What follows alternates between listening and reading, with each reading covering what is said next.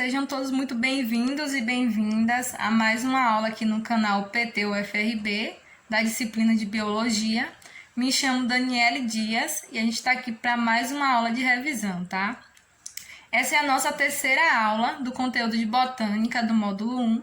Então, se você perdeu aí as duas aulas anteriores, corre aí no canal que está disponível. Continuando esse conteúdo de Botânica, a gente vai falar um pouquinho hoje de morfologia vegetal, tá? Que a gente já viu aí dentro do conteúdo de Botânica os 4 grupos de planta: Briófita, Pteridófita, Gimnosperma e Angiosperma. Então, aí a gente vai dar continuidade aí com morfologia vegetal. O que seria a morfologia vegetal? Esse termo, né, nada mais é do que o estudo dos órgãos e dos componentes que tem no vegetal, que tem lá numa planta. Então, primeiramente vai aparecer para vocês aí na tela uma imagem de um vegetal, de uma planta, e logo de cara a gente já percebe de que grupo essa planta é, né? Que é das angiospermas. A gente está vendo aí raiz, caule, folhas, flor, fruto e semente, né? A flor, fruto e semente aí caracterizando uma angiosperma. Dentro desse conteúdo de morfologia vegetal, a gente ainda vai ver um pouquinho do crescimento de uma planta, desde lá de quando ela é um embrião até uma planta adulta. Então, a gente vai estudar um pouquinho da semente, da germinação, tá? E a gente vai estudar também cada órgão que compõe esse vegetal, né? A raiz, o caule, a folha, tá? Então, a gente vai estudar mais detalhadamente aí, aprofundando esse órgão aí do vegetal. Então, a primeira pergunta que a gente se faz dentro desse conteúdo, né, é como é que uma planta, um embrião, ele é capaz de crescer e se desenvolver até tornar-se uma planta adulta. Essa característica das plantas, ela se deve a umas células, né, um grupo de células chamada de células meristemáticas. O que são essas células meristemáticas? São células muito parecidas com as células-tronco humanas. O que as células-tronco humanas fazem, né? Elas são células capazes de se diferenciar e se tornar qualquer tipo de célula do nosso corpo, né? Uma célula-tronco, ela pode se transformar em uma célula da pele, em uma célula do fígado. Então, nas plantas, a gente tem as células meristemáticas, que são capazes aí de se diferenciar, se tornar, por exemplo, uma célula de raiz, ou uma célula de caule, uma célula de folha, tá? Então, função importantíssima aí das células meristemáticas para o vegetal. E onde é que estão essas células meristemáticas lá na planta? A gente tem, na planta adulta, uma zona chamada de ápice do caule, que tem uma zona meristemática, né? Lá que estão as células meristemáticas no caule. Tá? O que essas células meristemáticas fazem? No caule, ela é importante para o crescimento em tamanho do caule.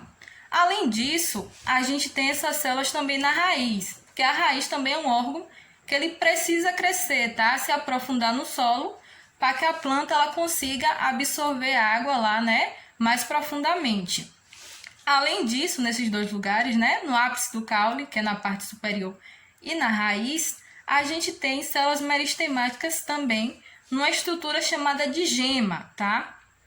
É da gema, dessa estrutura, né, que é uma protuberância que está lá no caule, que surgem os ramos e as folhas. Então, são células que se diferenciam, né, em células de ramo e células de folha.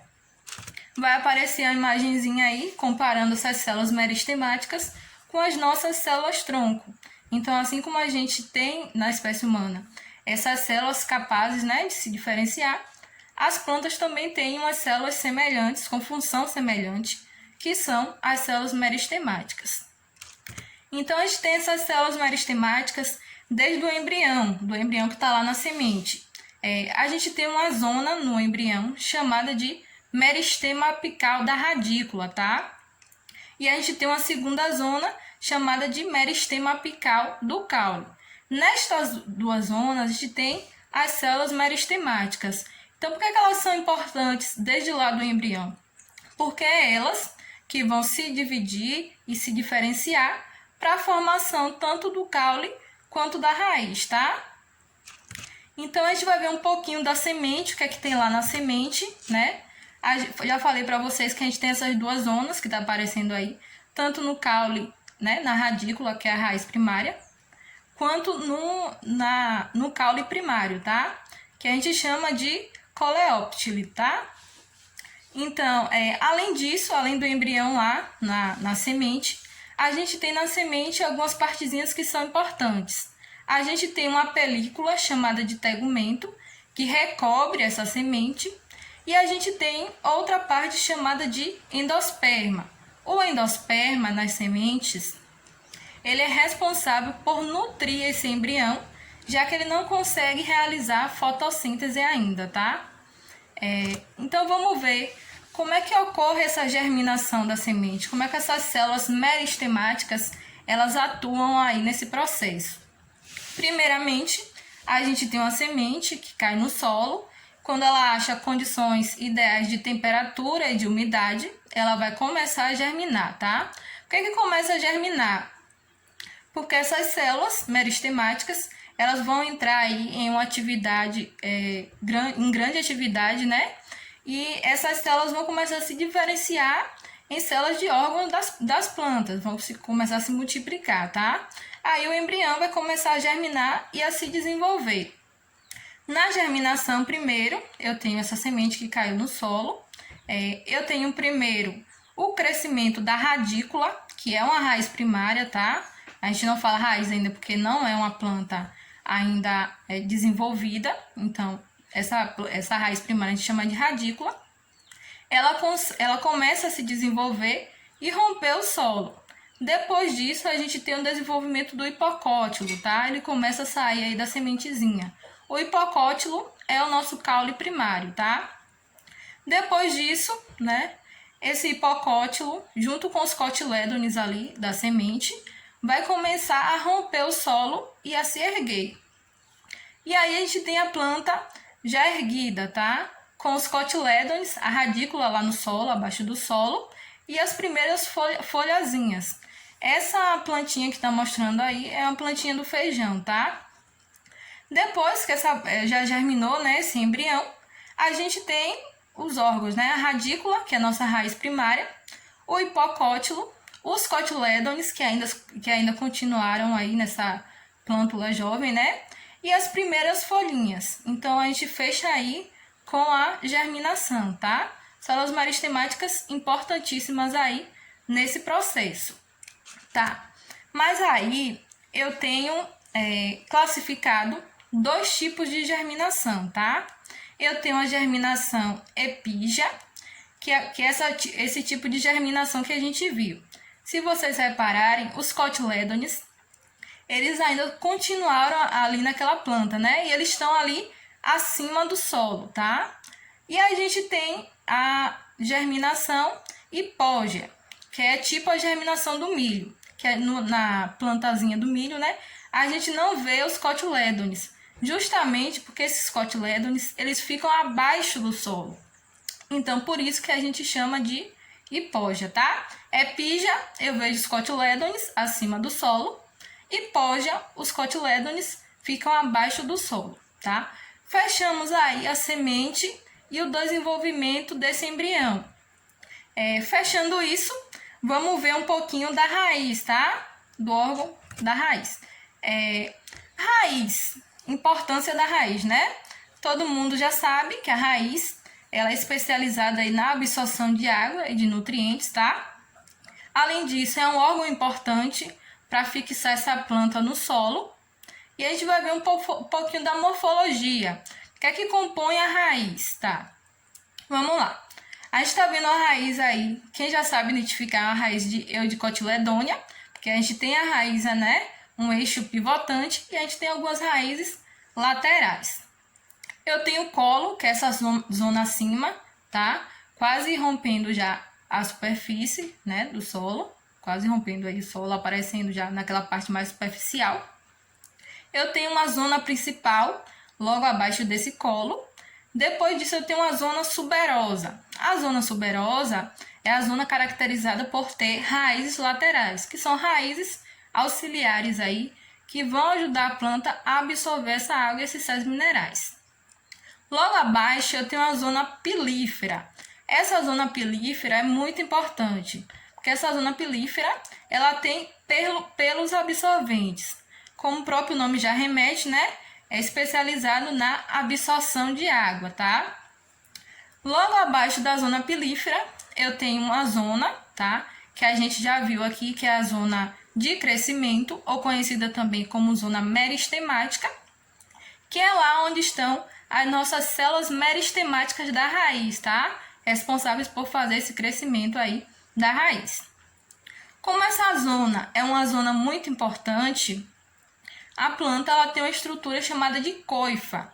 Essa coifa é uma estrutura que vai proteger essa zona de crescimento, essa zona meristemática, tá? Quando a raiz vai crescendo e ela vai se aprofundando, se não tivesse essa coifa, a gente não teria uma proteção para essa zona de crescimento. Vimos aí morfologia da raiz. Agora a gente vai ver um pouquinho de tipo de raízes. A gente sabe que as plantas elas têm uma diversidade enorme, né? Então assim, né, a gente tem uma diversidade também grande de raízes, tá? E a gente vai ver um pouquinho de cada um aí separadamente. Primeiro tipo de raiz que eu quero apresentar aqui para vocês são as raízes tuberosas, né? Reapresentar. São as raízes tuberosas, que são raízes especializadas aí em armazenar nutrientes, tá? Esse tipo de raízes são muito conhecidas, que é o nabo, a batata doce, a mandioca, cenoura, são todos tipos de raízes, tá? Eles têm uma reserva muito grande de amido, é por isso que são mais largas assim, né? Mais robustas. E o ser humano, né, faz o uso para alimentação desse tipo de raiz, tá? A planta usa o amido que tem nessas raízes, né? São reservas energéticas da planta. E o ser humano vai lá, colhe essa raiz antes que essa planta ela use, né, essas reservas. Outro tipo de raiz são as raízes respiratórias, tá? São raízes típicas de árvores de manguezais, tá? Por que esse nome respiratório? Porque nessa raiz tem uma estrutura muito especial, tá? Que são ramificações chamadas de pneumatóforos. Esses pneumatóforos têm aí a capacidade de absorver oxigênio da atmosfera, já que o mangue é um lugar muito alagado, né, e pobre em oxigênio. Então aí eu tenho essa especialização da raiz para absorver esse oxigênio da atmosfera, tá? Eu tenho também as raízes suportes ou raízes escoras, né? Como o próprio nome diz, elas ajudam aí as plantas a se fixar melhor no solo, tá? São típicas também de manguezal, já que manguezal não tem um solo assim tão compacto, principalmente em áreas alagadas, então essas raízes aí têm essa função de dar aí suporte, né, a essas plantas. A gente tem outro tipo de raiz, chamada de raiz aérea, típica de planta epífita, são os cipós, né, que a gente já conhece, tá? E para finalizar, a gente tem outro tipo de raiz aí, que são as raízes sugadoras, são especializadas aí na extração de seiva bruta, tá? De outras plantas, tá? São sugadoras porque sugam nutrientes de outras plantas. Típicas de planta parasita, tá? Muito conhecida desse grupo é a erva de passarinho, tá? Considerada uma praga, porque quando ela se fixa aí na planta, né? Na planta hospedeira, ela pode matar essa planta justamente por sugar dessa planta nutrientes, tá? Fechamos aí a parte de raiz, estudamos um pouquinho, né? Cada tipo de raiz aí separadamente, são diversos tipos de raízes, tá? Vamos ver um pouquinho agora do caule, né? A gente também tem uma diversidade de caule, tá? Vendo um pouquinho primeiro da morfologia, nessa imagem que está aparecendo para vocês aí, o que é que a gente tem no caule? No caule, a gente tem uma zona meristemática apical, né, do caule, chamada também de gema apical, onde estão as células meristemáticas. A gente tem uma partezinha chamada de gema lateral, que é onde estão as células meristemáticas também, que dão aí origem tanto aos galhos como às folhas, tá? E a gente tem duas divisões no caule. Uma chamada de nó, que é onde está lá a gema, tá? Lateral, as folhas e os ramos. E uma chamada de entrenó, que é esse espaço liso e vazio. Então, a gente tem uma sequência, né? De nó, entrenó, nó, entrenó. É isso que é composto, de como é composto o caule. E a gente tem lá no caule, claro, as folhas e os ramos, né? Vamos lá.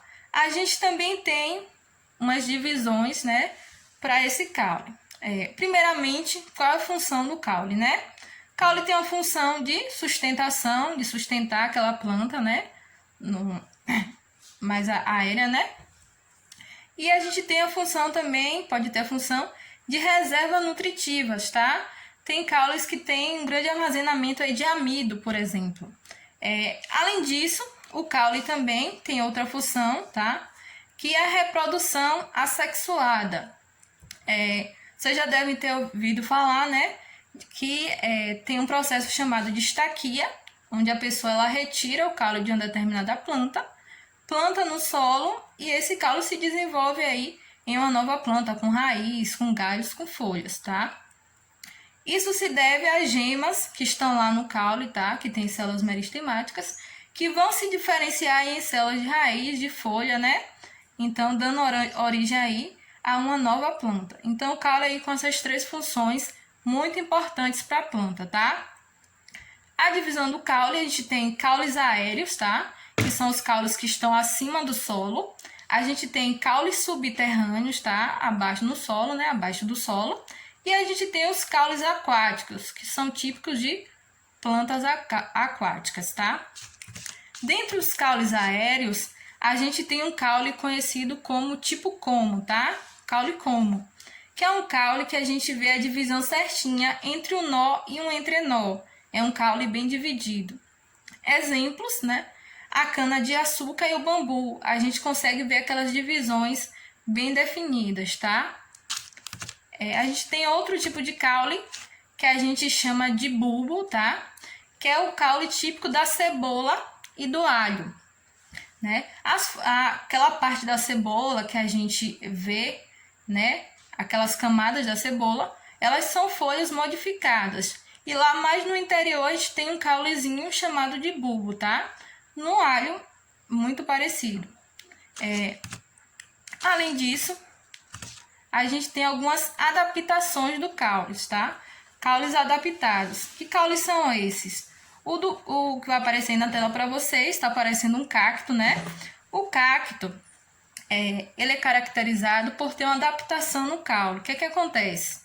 Como esse cacto, né, típico de ambientes muito secos, com pouca disponibilidade de água, esse caule se especializou no armazenamento de água. Então, por isso que a gente tem esse caule aí bem robusto, tá? Para fazer esse armazenamento.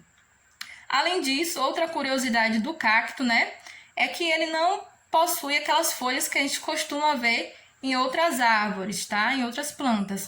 O que é que o caule fez? Ele adaptou as folhas dele para espinhos, para evitar justamente aí a perda de água, por estar nesse ambiente bem seco, tá? Então, é muito interessante aí essa adaptação do cacto, tá? Tanto do caule como da folha. Fechamos aqui caule e a gente vai ver um pouquinho agora da folha, que é outro órgão da planta, tá? Vamos lá. Folha, estrutura é muito importante para a planta, por quê? Né? A planta, ela precisa fazer fotossíntese, ela precisa respirar e ela precisa transpirar. E a folha aí é o órgão responsável por mediar todos esses processos aí, né? Na folha por meio da folha que acontece todos esses três processos, tá? O que a gente tem na folha, né? A folha, né? Ela é rica em um pigmento chamado de clorofila, que é a partir daí que a planta consegue realizar fotossíntese, porque a clorofila ela absorve a radiação solar necessária para a fotossíntese, tá? Por isso que a gente vê aquela cor verde nas folhas, justamente por causa do pigmento clorofila, tá? Além disso, as folhas elas apresentam uma estrutura chamada de cutícula, que é uma estrutura de proteção, tá? É como se fosse uma capazinha, uma membranazinha bem fina que recobre a folha para evitar a perca de água demasiada, tá? Essa cutícula ela é bem especializada em plantas de ambientes muito secos, tá? A cutícula das folhas de plantas de ambientes secos, elas costumam ser mais espessas, tá? Para evitar aí, né, a maior perca de água devido a esse ambiente seco. Além disso, da cutícula, a gente tem também na folha uma estrutura chamada de estômatos, tá? Que a gente vai ver um pouquinho mais à frente. O que compõe essa folha, né? Quais os constituintes aí dessa folha? Quais as partes de uma folha? Uma folha, ela pode ser uma folha simples, onde eu tenho um limbo, que é essa parte toda verde da folha. Eu tenho o pecíolo, que é esse cabinho aí da folha, e eu tenho uma estípula. Nesse caso aí, eu tenho uma folha simples. Eu posso ter também folhas compostas, onde esse limbo ele é dividido, né? E essa divisão eu dou o nome de folíolos, tá? Esse é um exemplo de folha composta. Eu tenho esses dois tipos de folha aí. Vamos lá. Falei para vocês dos estômatos e a gente vai ver um pouquinho agora a estrutura desses estômatos que estão lá na folha. O estômato ele é composto por duas células guardas, que são células aí que formam um poro, né? Que é esse estômato, com uma aberturazinha aí no meio. Mas qual a importância desse estômato lá para a folha, né? O estômato é especializado em trocas gasosas. É através dele que a planta ela consegue trocar gases, né, com a atmosfera. Pelo estômato, a gente tem a entrada de CO2 para a fotossíntese. A gente tem a saída do oxigênio, tá? Como produto da fotossíntese. E a gente tem a transpiração, né? Quando a planta transpira, ela libera água, né? Vapor de água. E isso acontece pelos estômatos, tá? Então, estrutura aí muito importante na folha, né? Importante para a planta. A gente tem também algumas adaptações de folhas, tá? Como a gente viu que o caule também, né? Certos tipos de caules têm adaptações, a gente tem adaptações de folhas também, que é o caso das folhas da bromélia, tá? A bromélia é uma planta epífita que vive em cima de outras plantas, né? Ou em um lugar alto que tem um substrato, tá? Em cima de um substrato mais elevado, tá? O que é que essas folhas da bromélia, o que é que elas têm de diferente? Já que é uma planta que vive em cima de outras plantas, principalmente, ela não tem a raiz fixada no solo para absorver, né, os nutrientes e a água que ela precisa. Então, qual a maneira que a planta encontrou de fazer isso? Ter folhas especializadas na absorção de água e de nutrientes, né? Então, o que a bromélia faz? Quando chove, ela já tem essa estrutura arredondada justamente para ter o acúmulo de água. Quando ela tem ali a água disponível, são as folhas que vão absorver. Então, aí é uma estrutura aí diferente, né? A função diferente das folhas nas bromélias, tá? A gente tem também outra adaptação, que são adaptação de folhas de plantas carnívoras, como a dioneia, a famosa dioneia, né? Nesse caso, as folhas elas são adaptadas para serem armadilhas. Quando o inseto chega ali, né? Essa armadilha é acionada e esse inseto fica preso ali, né? Para que a planta possa lançar aí várias enzimas para digerir esse animal, esse inseto, e aproveitar os nutrientes, absorver os nutrientes, tá? Então, fechamos aí esse conteúdo de morfologia vegetal, estudando aí cada partezinha da planta, né, mais aprofundadamente. Então, só para fechar o conteúdo, a gente vai resolver uma questãozinha aqui juntos, para a gente colocar esse conhecimento aí que a gente aprendeu em prática, tá? Então, vamos lá. Vai aparecer aí para vocês na tela uma questão, tá? E o enunciado da questão ela diz o seguinte: algumas estruturas das angiospermas desenvolveram modificações ao longo da evolução, que permitiram adaptações ambientais importantes. Considere as seguintes afirmações sobre essas estruturas. Primeira afirmação. Cenoura é um caule modificado subterrâneo que acumula nutrientes. Afirmação 2.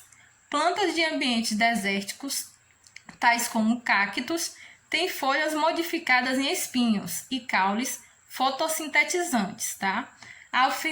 Afirmação 3. Plantas com flores de pétalas pequenas ou inexistentes podem apresentar folhas modificadas na base do receptáculo floral com a função de atrair polinizadores, tá? Aí vem perguntando qual é a alternativa correta, né? Então, a gente tem a letra A aí, apenas 1, letra B, apenas 2, letra C, apenas 3, letra 4, letra D, apenas 2 e 3, e letra E, apenas 1, 2 e 3. Então, vamos analisar um pouquinho a questão, né? O que é que está dizendo nas alternativas? A primeira está dizendo que cenoura é um caule modificado, né? Como a gente já viu, cenoura ela não é um caule, tá? Cenoura é uma raiz, tá? Uma raiz tuberosa, especializada aí no acúmulo, na reserva de nutrientes como o amido, tá? Então, aí de primeira já pode descartar aí essa primeira afirmação. Afirmação 2. Plantas de ambientes desérticos, tais como os cactos, têm folhas modificadas em espinhos e caules fotossintetizantes. Como a gente viu, né? O caule realmente ele tem, do cacto, né? Ele tem essa adaptação e as folhas também modificadas em espinhos. Então, por enquanto, a gente tem aí a afirmação 2 correta, tá? E 3, plantas com flores de pétalas pequenas ou inexistentes podem modificar as folhas, né? Na base do receptáculo floral com função de atrair polinizadores. Lembra lá de flor que a gente já viu? Então, né? Quem lembra dessa informação sabe que a alternativa 3, a afirmação 3, desculpe, também é correta. Então, a gente tem de correto aí a 2 e a 3, tá? O que dá aí, né? Letra D, tá? Então, letra D aí é a alternativa correta. Então, é isso, gente. Fechamos aí, né, com essa questão aí, botando conhecimento em prática. Essa foi mais uma videoaula de revisão. Espero vocês para próximas e até mais, tá?